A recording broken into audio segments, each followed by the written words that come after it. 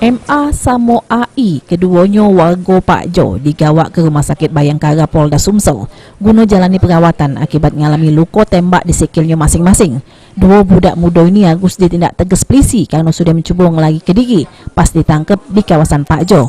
Kedua budak muda ini ialah DPO kasus maling sepeda di sejumlah lokasi kota Palembang, di mana modus yang dilakukan oleh kedua tersangka ngembei sejumlah sepeda yang terkapar di teras rumah warga. Selanjutnya dijajoke dari keterangan kedua tersangka, mereka sudah beraksi sebanyak 10 kali.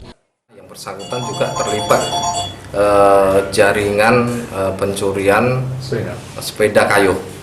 Jadi dari pengembangan ada 10 ya Pak ya, ada 10 TKP ya di malam hari mereka mengambil dari korbannya di malam hari ketika diparkir di teras.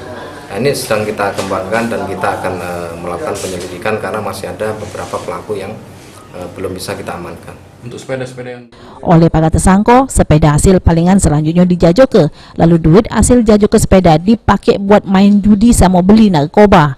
Selain terlibat kasus maling sepeda, MA Samo AI ini ialah DPO kasus penjamretan terhadap siswi SD yang baru balik sekolah di kawasan Pak Jo. Juga kejadian tersebut, korban oleh kedua tersangka sempat digocok sehingga mengalami buncul di kepalanya.